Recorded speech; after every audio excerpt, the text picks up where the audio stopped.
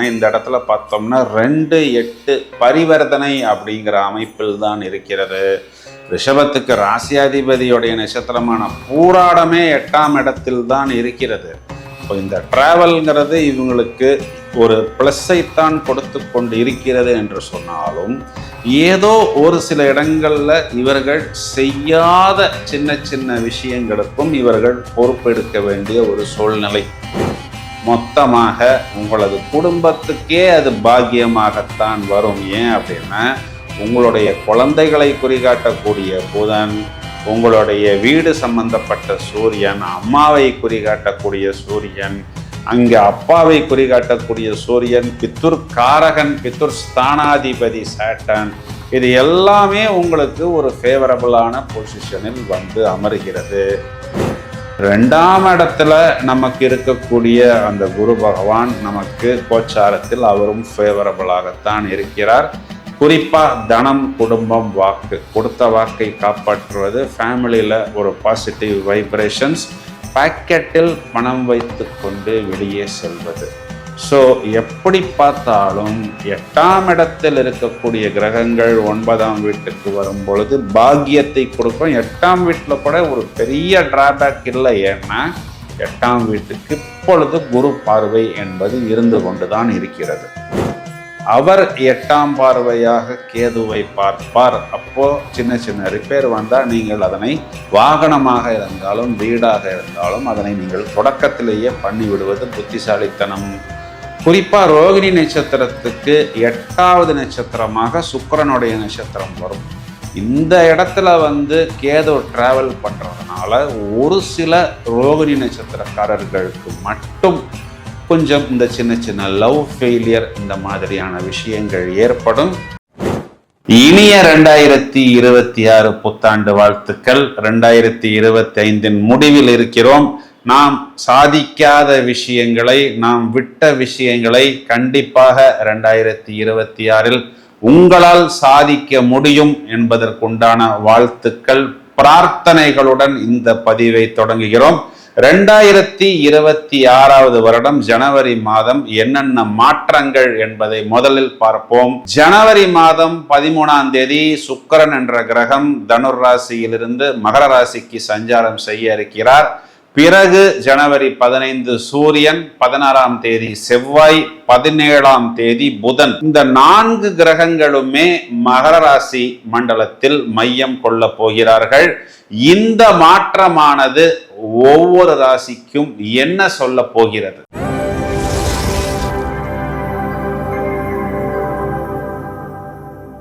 ரிஷபராசிக்கு பலன் சொல்வதற்கு ரொம்ப நேரமாக காத்து கொண்டிருக்கிறேன். ஏன் அப்படின்னா, இவர்களுக்கு மெயினான பிளானட் அப்படின்னு பார்த்தோம்னா ராசியாதிபதி சுக்கிரன், இவர்களுக்கு பஞ்சமாதிபதி புதன். இந்த 2 கிரகமுமே சேர்ந்து இவங்களுக்கு இப்போ 8ஆம் இடம் சொல்லக்கூடிய அஷ்டமஸ்தானத்தில் இருக்கிறது.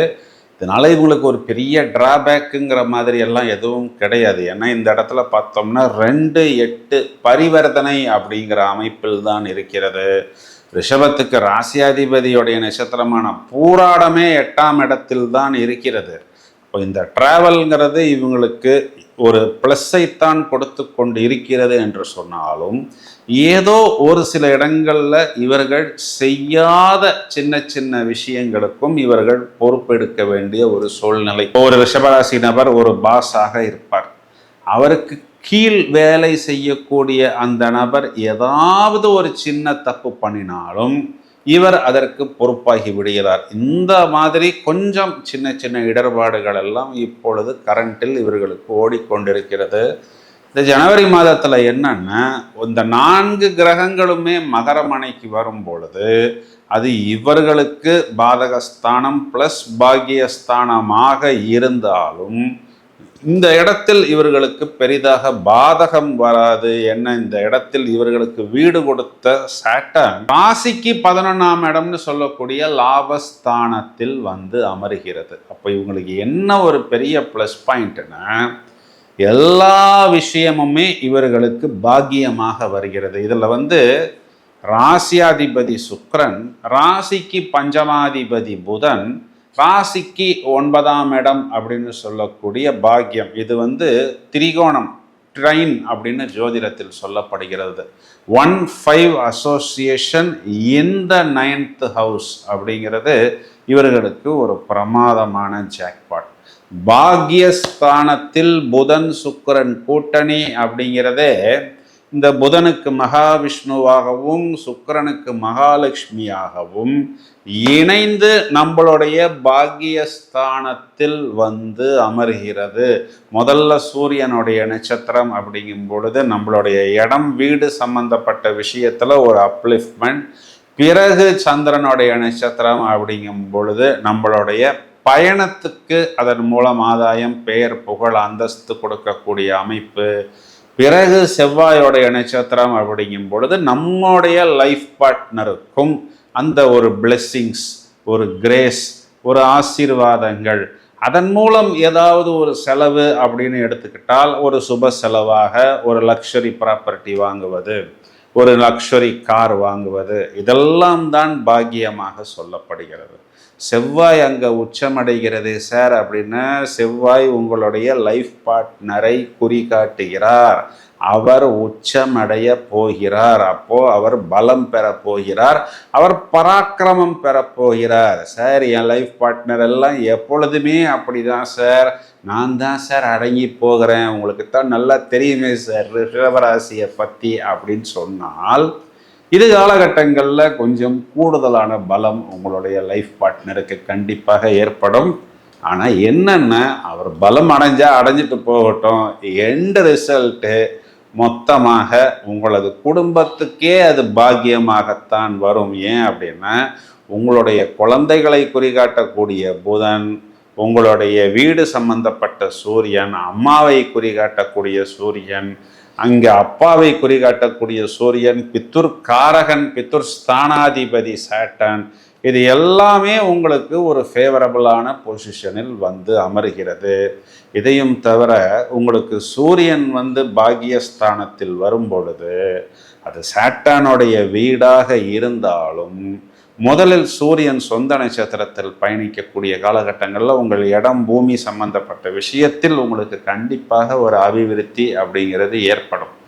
பிறகு உங்களுக்கு சூரியன் சந்திரனுடைய நட்சத்திரத்தில் பயணிக்கக்கூடிய காலகட்டங்களில் பயணங்கள் சம்பந்தப்பட்ட விஷயம், அந்த இடத்துல உங்களுக்கு நிறைய ப்ரிவிலேஜஸ் அப்படிங்கிறது ஏற்படும். பிறகு உங்களுடைய லைஃப் பார்ட்னருக்கு ஒருவேளை கவர்மெண்ட் ஜாபு, அரசாங்கத்திலேருந்து வர வேண்டிய மானியம், ஆர்டர்ஸு, இல்லை வேறு ஏதாவது பேமெண்ட் போன்ற விஷயங்களாக இருந்தால் அதன் மூலம் உங்களுக்கு ஒரு நல்ல குட் நியூஸ் அப்படிங்கிறது கண்டிப்பாக கிடைக்கும். உங்களுடைய தொழில் ஸ்தானத்தில் இருக்கக்கூடிய ராகுவை குரு பார்க்கிறார். அப்போது தொழில் சம்பந்தப்பட்ட விஷயத்தில் பிரமாதமான வெற்றி அப்படிங்கிறது கண்டிப்பாக உண்டு. நிறைய புது ப்ராடக்ட், புது கான்செப்ட், இவையெல்லாம் உங்களுக்கு நல்ல அனுகூலமாக வரும். நிறைய வெளிநாட்டு வாய்ப்புகள், வெளிநாட்டுக்கு போக வேண்டிய நபர்கள் காத்து கொண்டிருக்கிறேன், எனக்கு ஃப்ளைட்டு டிக்கெட் கிடைக்கல, விசா கிடைக்கலன்னு எல்லாம் வருத்தப்படக்கூடிய நபர்கள் ஒரு குட் நியூஸை சொல்வார்கள். இந்த பாக்யஸ்தானத்துக்கும் தொழில் ஸ்தானத்துக்கும் அதிபதி சாட்டான் இந்த 11th ஹவுஸ் அப்படிங்கிறது it's actually a golden period. திரும்பவும் கோச்சாரத்தில் சனி இதே இடத்துக்கு வருவதற்கு இன்னும் 27.5 வருஷம் ஆகும். 2ஆம் இடத்துல நமக்கு இருக்கக்கூடிய அந்த குரு பகவான் நமக்கு கோச்சாரத்தில் அவரும் ஃபேவரபிளாகத்தான் இருக்கிறார். குறிப்பாக தனம், குடும்பம், வாக்கு, கொடுத்த வாக்கை காப்பாற்றுவது, ஃபேமிலியில் ஒரு பாசிட்டிவ் வைப்ரேஷன்ஸ், பாக்கெட்டில் பணம் வைத்து கொண்டு வெளியே செல்வது. ஸோ எப்படி பார்த்தாலும் 8ஆம் இடத்தில் இருக்கக்கூடிய கிரகங்கள் 9ஆம் வீட்டுக்கு வரும் பொழுது பாக்கியத்தை கொடுக்கும். 8ஆம் வீட்டில் கூட ஒரு பெரிய டிராபேக் இல்லை. ஏன்னா 8ஆம் வீட்டுக்கு இப்பொழுது குரு பார்வை என்பது இருந்து கொண்டுதான் இருக்கிறது. தேடி பார்க்குறோம் அப்படின்னா மைனஸ் பாயிண்ட்னா 4ஆம் பாவத்தில் இருக்கக்கூடிய கேதுங்கிறவர் குறிப்பாக என்னன்னா உங்களுடைய வீடு சம்பந்தப்பட்ட விஷயத்தில் ஏதாவது ஒரு சின்ன சின்ன ரிப்பேர் அப்படிங்கிறது வரும். ஏன் அப்படி வரும்னு கேட்டிங்கன்னா, இப்போது செவ்வாய் இங்கே மகரத்துக்கு வந்த பிறகு அவர் 8ஆம் பார்வையாக கேதுவை பார்ப்பார். அப்போது சின்ன சின்ன ரிப்பேர் வந்தால் நீங்கள் அதனை வாகனமாக இருந்தாலும் வீடாக இருந்தாலும் அதனை நீங்கள் தொடக்கத்திலேயே பண்ணிவிடுவது புத்திசாலித்தனம். குறிப்பா ரோகிணி நட்சத்திரத்துக்கு 8வது நட்சத்திரமாக சுக்கிரனுடைய நட்சத்திரம் வரும். இந்த இடத்துல கேது டிராவல் பண்றதுனால ஒரு சில ரோகிணி நட்சத்திரக்காரர்களுக்கு மட்டும் கொஞ்சம் இந்த சின்ன சின்ன லவ் ஃபெயிலியர் இந்த மாதிரியான விஷயங்கள் ஏற்படும். அது ஏதோ ஒரு நல்லதுக்கு அப்படின்னு நீங்கள் எடுத்துக்கொள்ள வேண்டியதான். அதாவது உங்களுடைய பார்ட்னர் உங்களை புரிந்து கொள்ளவில்லை, இப்பொழுதே இது தெரிந்து விட்டது, நாளைக்கு இந்த விஷயங்கள் தெரிய வந்தால் இன்னும் நமக்கு அது சங்கடமாக இருக்கும் அப்படிங்கிற மாதிரி நீங்கள் இதனை எடுத்துக்கொள்ளுங்கள். குறிப்பாக ரிஷபராசி சகோதரிகள், நான் ஏற்கனவே சொன்னது போல் உங்களுடைய கணவர் இது காலகட்டங்கள் கூடுதல் பலம் பெறுவார், ஒரு பராக்கிரமத்தை வெளிப்படுத்துவார். அப்புறம் அவர் நிறைய பாக்கியங்களுக்காக, குறிப்பாக உங்களுடைய வீடு குழந்தைகளுக்காக அவர் ரொம்பவும் எனர்ஜெட்டிக்காக செயல்படுவார். ரிஷபராசி வயதில் மூத்த சீனியர் சிட்டிசன்ஸை நாம் எடுத்துக்கொண்டால் நிறைய ஹெல்த் ப்ராப்ளம்லேருந்து வெளியில வரலாம். ஏன்னா ராசியாதிபதி 8ஆம் இடத்துல போய் நிற்கும்போது குறிப்பாக இந்த டயபெட்டிக், சுகர் போன்ற சின்ன சின்ன டிஸார்டர் இருக்கக்கூடிய நபர்களுக்கெல்லாம் ஒரு சின்ன மன உளைச்சல்ங்கிறது இது நாள் வரை இருந்திருக்கும். இனி வரக்கூடிய காலகட்டங்களில் ராசியாதிபதியே பாக்கியத்துக்கு வருகிறார், நிவர்த்தி ஸ்தானாதிபதி பாக்கியத்துக்கு வருகிறார். அப்போ அந்த 8ஆம் இடம் ஒரு அண்டர் கரண்டாக கொடுக்கக்கூடிய சின்ன சின்ன டென்ஷன்ஸ்லேருந்து நீங்கள் நிவர்த்தி பெறுவீர்கள். ரிஷபராசி குழந்தைகள் பிரமாதமான புத்திசாலித்தனத்தை வெளிப்படுத்துவார்கள். இன்னும் ராசியாதிபதியே புத்திகாரகன், புத்திசாலித்தனத்தை வெளிக்காட்டக்கூடிய புதனுடன் சேர்க்கை பெற்று பாகியஸ்தானத்தில் அமருகிறார். குறிப்பாக வெளிநாட்டில் போய் நாம் படிக்கணும், வாய்ப்பு, பயணம், உத்தியோகம், வேலை வாய்ப்பு, இல்லை வயதை அனுசரித்து உங்களோட குழந்தைகளுக்கு நடக்க வேண்டிய சுபகாரியங்கள் அனைத்தும் கண்டிப்பாக உங்களுக்கு அதுவும் அனுகூலமாக வருகிறது. அப்போ பரிகாரம்னு எடுத்துக்கிட்டோம்னா 4ஆம் பாவத்தில் இருக்கக்கூடிய அந்த கேதுங்கிற ஒரே ஒரு கிரகத்துக்காக மட்டும் திங்கட்கிழமைகளில் மகா கணபதி வழிபாடு செய்வது மேலும் மேலும் நல்ல ஒரு அபிவிருத்தியை உங்களுக்கு ஏற்படுத்தி கொடுக்கும். இந்த பதிவை உங்களது நண்பர்களுக்கும் உறவினர்களுக்கும் ஷேர் செய்யுங்கள். தொடர்ந்து இணைப்பில் இருங்கள். Thank you friends.